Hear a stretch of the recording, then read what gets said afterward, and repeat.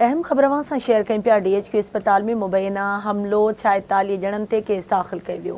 अस्पताल इंतजामिया पारां अवामी फोरम जे 46 ॼणनि ख़िलाफ़ केस दाख़िल कयो वियो आहे। दहशतगर्दी एक्ट तहत दाख़िल केस में 16 सुञातल ऐं 30 अणसुञातल नामज़द कया विया आहिनि। हमले आवर औरतुनि जी मख़सूस वार्ड में ज़बरदस्ती दाख़िल थी गार्ड ऐं अमले सां मुहमारी करे अस्पताल जा शीशा टोड़िया। केस में आशिक ज़हूर ज़मीर कोरे जो गुलाम मुस्तफ़ा सिंधी सुहेल जोयो ख़ादिम चांडियो ऐं ॿिया नामज़द कया विया आहिनि। अस्पताल इंतजामिया तरफ़ां OPT जो बाइकाट करे एहतजाज कयो आहे।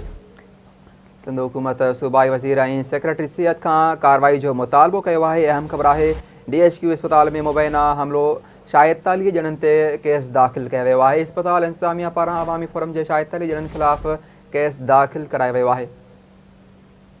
तफ़सील मालूम कंदासीं आवाज़ न्यूज़ जे रिपोर्टर असद जतोई खां। जी असद, कहिड़ा तफ़सील आहिनि, आगाह कजो।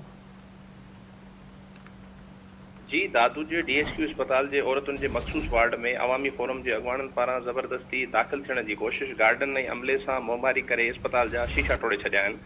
DHQ इंतजामिया पारां तंज़ीम जे 16 सुञातल ऐं 30 अणसुञातलनि मथां दादू जे A सेक्शन थाणे ते सुपरवाइज़र जी फ़रियाद ते दहशतगर्दी एक्ट तहत केस दाख़िल कयो वियो आहे।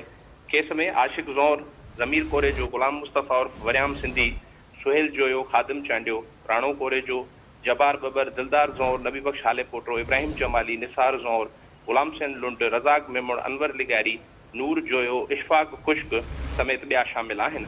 अस्पताल इंतजामिया तरफ़ां OPD जो बाइकाट करे सिंध हुकूमत, सूबाई वज़ीर सिहत अज़रा पेजूर साहिबा, सेक्रेटरी सिहत ऐं ज़िले इंतजामिया खां मुतालबो कयो वियो आहे त अहिड़नि माण्हुनि ख़िलाफ़ सख़्त क़ानूनी कार्रवाई जा हुकुम जारी कया वञनि त जीअं असीं मरीज़नि जी चकास करे सघूं ऐं पंहिंजी ड्यूटी सां अंजाम ॾेई सघूं। जी, वॾी महिरबानी असद अपडेट लाइ।